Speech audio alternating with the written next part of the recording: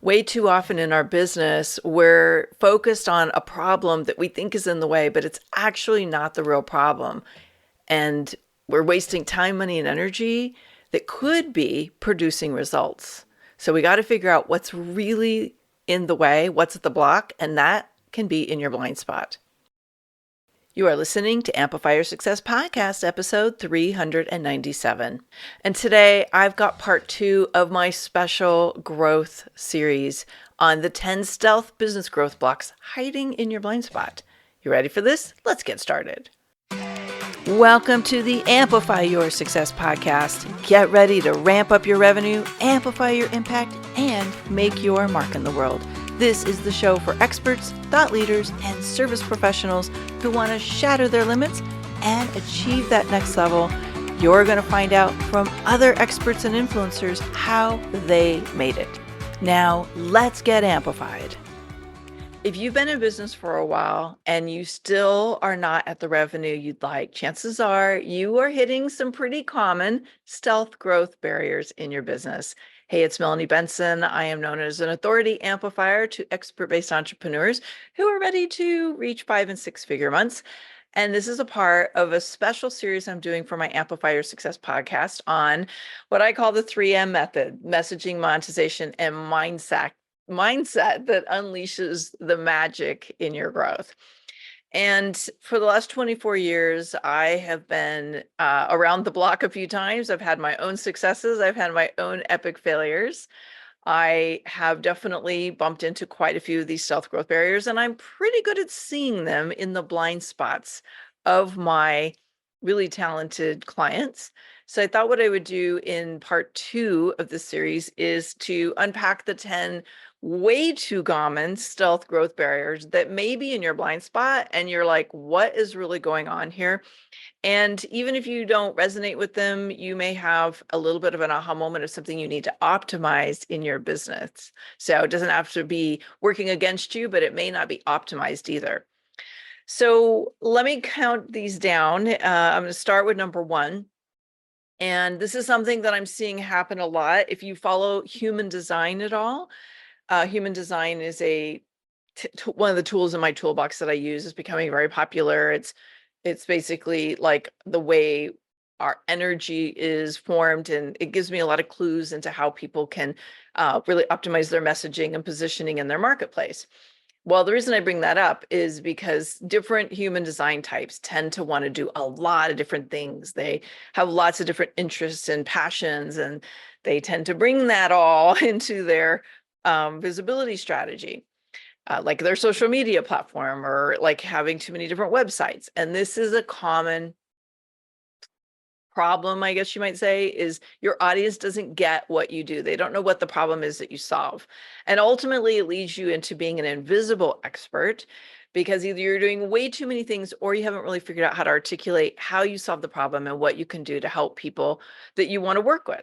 So I'm going to unpack that a little bit more in the next of the series, because invisible expert syndrome is really at an all-time high. And I think partly it's because we're in a very crowded marketplace for most of us, and you're going to have to figure out how to stand out.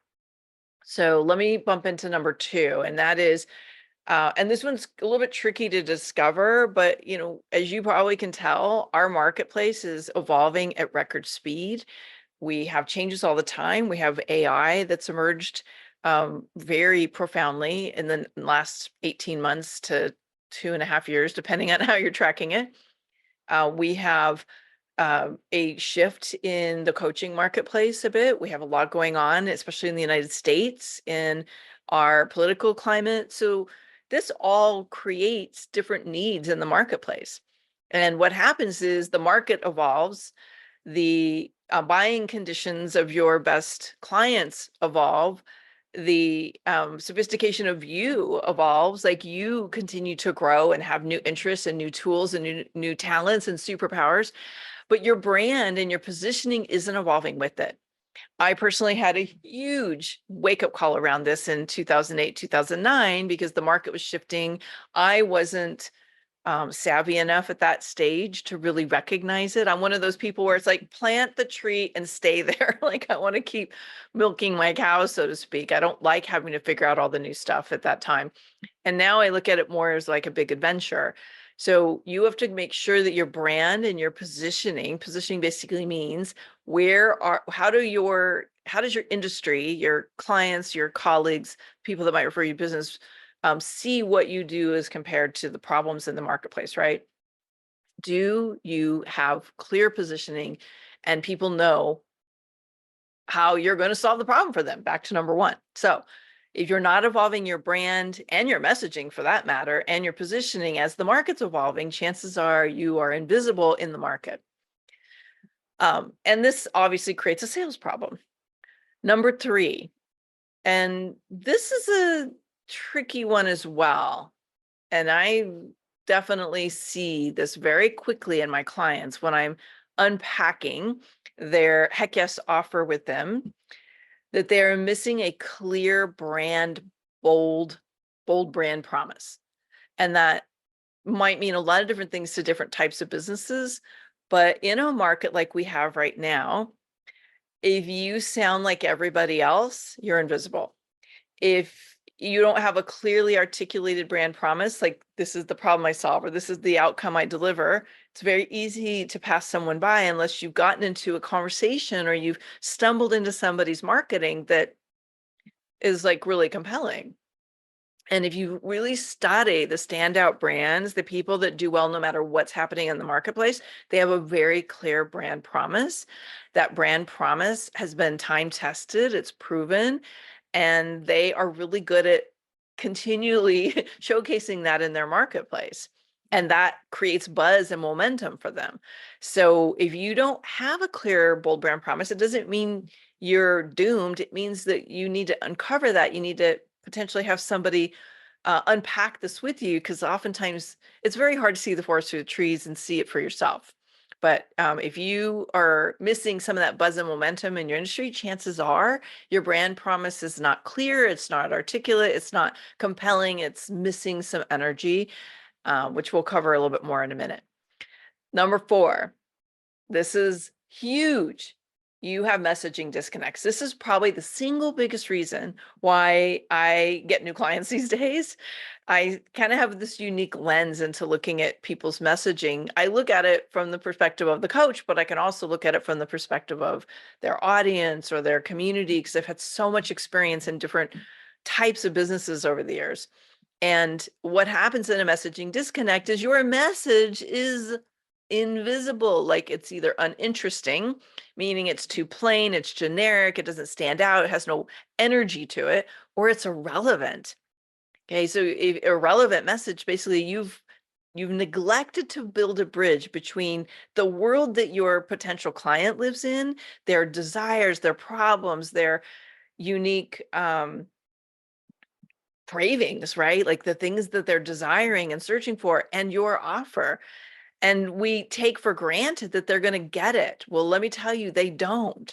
And the more sophisticated your potential audience is, and the more nuanced your offer is, or the more you are experimenting with different ways to deliver what you're doing, the more important it is to build that bridge, because we cannot assume that our potential buyers get it. And oftentimes the number one thing I have to solve with a client is that disconnect.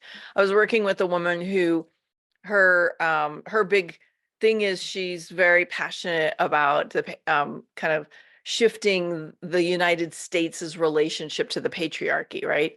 And so whether you believe that or in that or not, it doesn't matter. But her problem is that she was shouting from the rooftops, but at like a fire hose, and trying to solve basically way too many problems.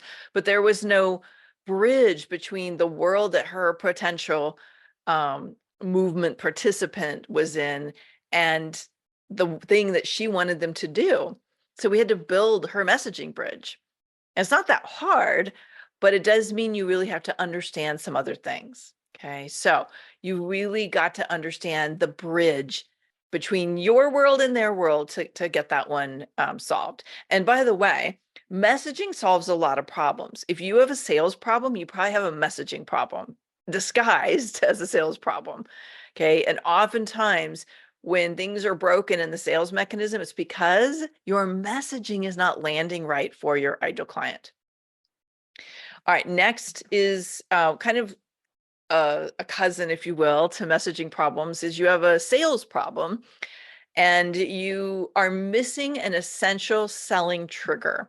So I call these sales triggers in my program because what happens is we can do the best job ever in attracting people and we can be super compelling and have all this great energy. But then if people don't do something immediately, what are you doing with those leads? This is the single biggest reason why really talented experts end up not having like consistent high 5, 6, maybe even 7-figure revenues. Like you're not doing anything with the leads once they get past that initial opportunity, having heard of you, jumping into your sales process, and then boom, what next? Okay, so you have to have a sales process and sales triggers. So I call sales triggers things like an event, a webinar, like a call to action of some kind, a way to advise your audience, hey, I'm here to do this. We do this. If you want this, let's, get you into a sales conversation or into the buying process. In some cases, it can even just be a nurturing system. It would blow your mind. Now, if you're really good at this, you're really good at nurturing. You know how many people are not nurturing. They don't send emails regularly and they're like, oh, I don't want to bother my audience. If you're not nurturing your connection, somebody else is. Okay, so you need to have a nurturing process that supports your selling process. That's a big one that people miss all the time. Now, let's get into a couple other areas that I think play out in our blind spots, right? So our first 5 have been about marketing and sales, but there's some other things that are going on here. And number 6 is, sorry, I'm just rearranging my list here for a second because I want to talk about it in a little bit different order, is winging it. And I know this because I talk to a lot of people who are like, well, this isn't working. That's not working. And I start to go into the diagnostic and I realize, oh my gosh, they're winging it. They don't have a revenue plan. They have no roadmap for how they're going to produce the revenue each month. They just kind of figure out, what do I want to do next month? Okay. Oh, I need some money. Maybe I should write a couple social posts. And if that's working for you, high five, awesome. But chances are it's not producing consistent revenue and you're working way too hard for the revenue that you have. So winging it basically means you don't have a revenue roadmap, you don't have a strategic marketing plan, and it doesn't have to be complicated, but you need to know where you're going and when things are going to happen if you're going to fully optimize your whole process so that you're getting to those higher revenue months. Okay, so you're winging it and you need a plan. Did that one hit a nerve? Let me know if you're like, yep, oh yeah, I'm totally guilty of that one.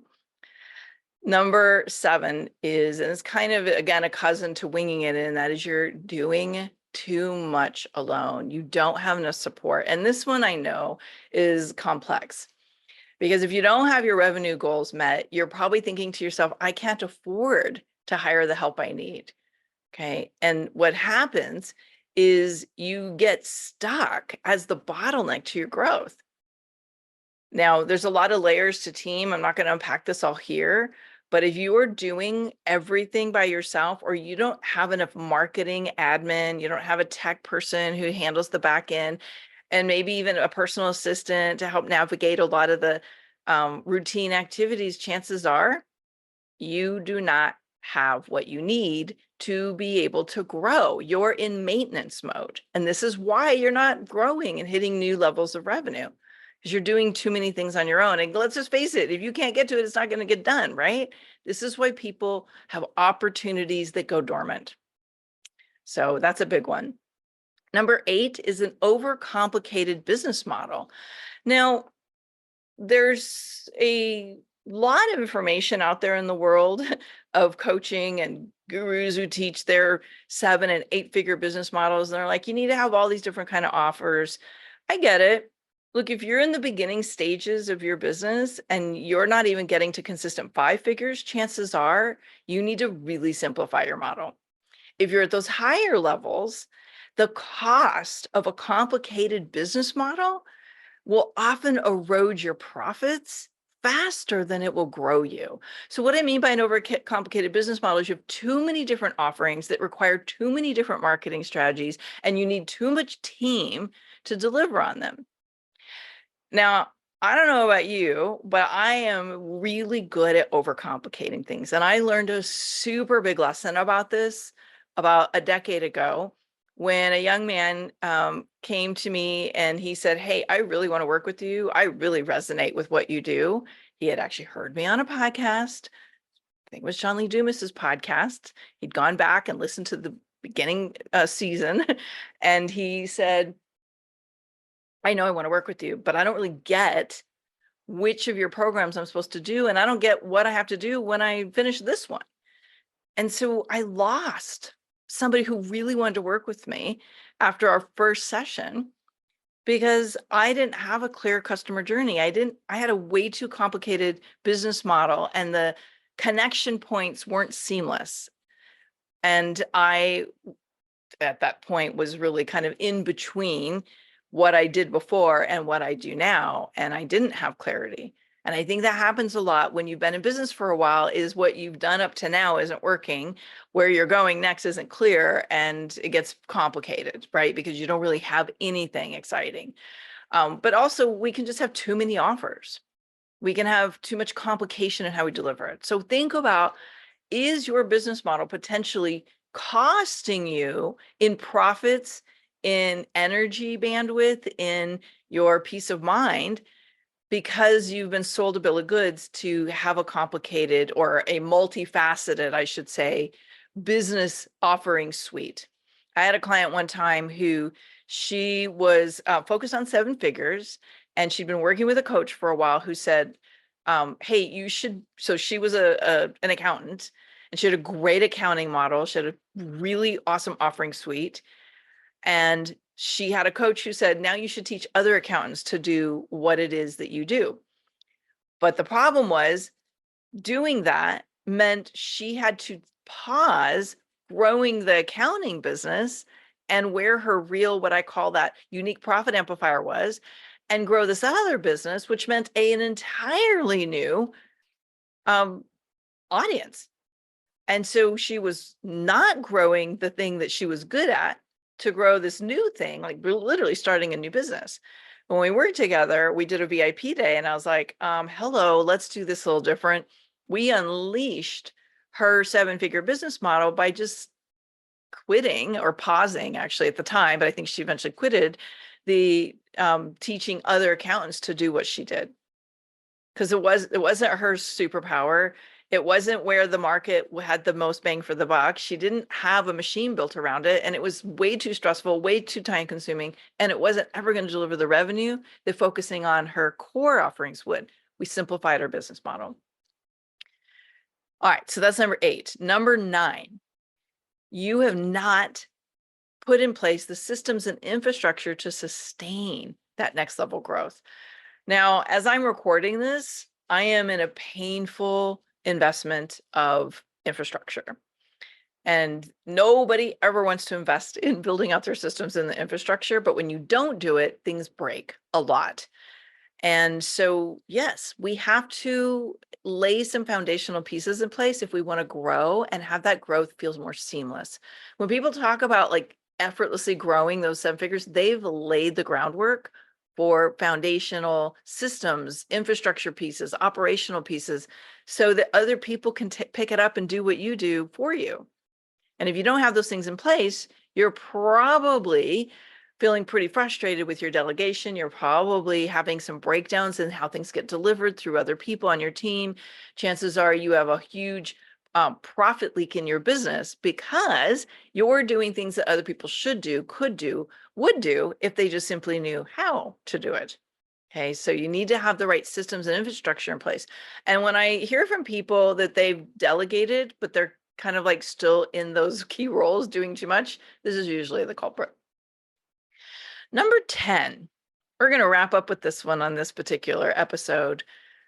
And this is going to kind of open the door to a episode I'll drop in two segments or sessions from now.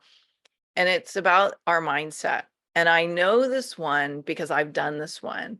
And it's playing not to lose instead of playing to win. Whoa, what does that even mean, right? Like, how do I know if I'm playing not to lose? Well, playing not to lose basically means you are so afraid to take a risk. You're in your head about everything. You're so worried what's going to happen.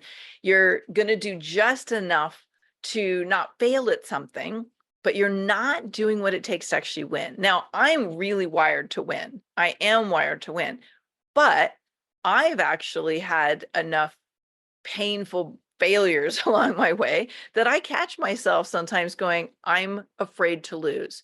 This comes up a lot if your revenue is in the sharp zone, meaning you're really on the edge of, if it doesn't work, you're in trouble.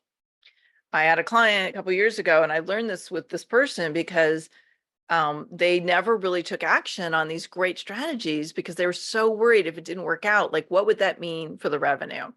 So they take these brilliant strategies and ideas and just sit on them. They were dormant.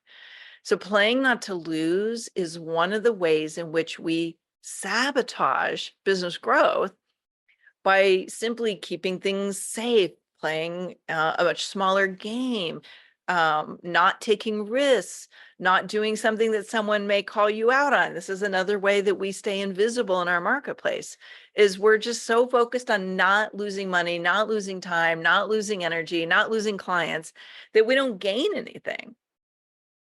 And I really think this is a great place to end today, because if you're playing not to lose, you definitely want to make sure you're listening to this whole series, because we're going to make it so that playing to win feels exciting and compelling and energizing. Because look, if you're exhausted and you're overwhelmed and what you've been doing isn't working, you're probably playing it really safe right now.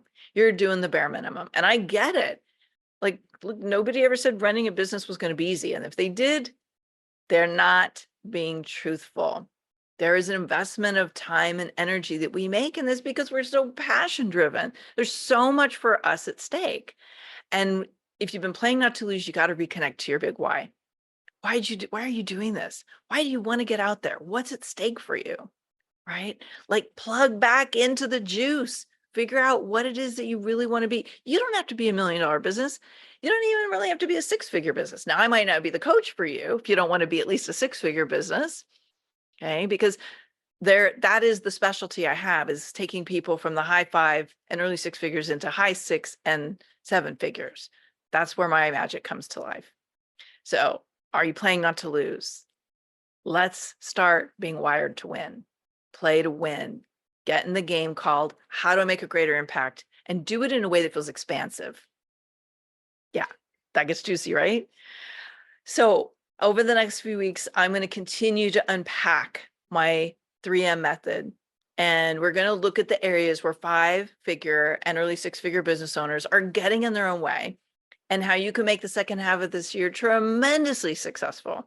So if you're watching this in the video series, we'll be dropping this on Tuesdays. So put the alarm on, make sure you're following me wherever you're watching this so that you can get notified when this drops. You can also catch the replay later on Amplify Your Success Podcast. And here's my request. If you've gotten an aha from the session, or you think some people in your community could get a lot of value from what we're talking about here today, please comment, tell me what your aha was, or something that you really got value out of in today, or share the video. Next up, I'm going to unpack the biggest reasons why experts are invisible in the marketplace, even if they're super talented and been doing this for years. Thanks for tuning in today, Amplifier. Be sure to join us right now in the Amplify Your Authority community at authorityamplifiers.com, and I'll share my 7 proven tips to be a highly paid expert that stands out in a crowded market.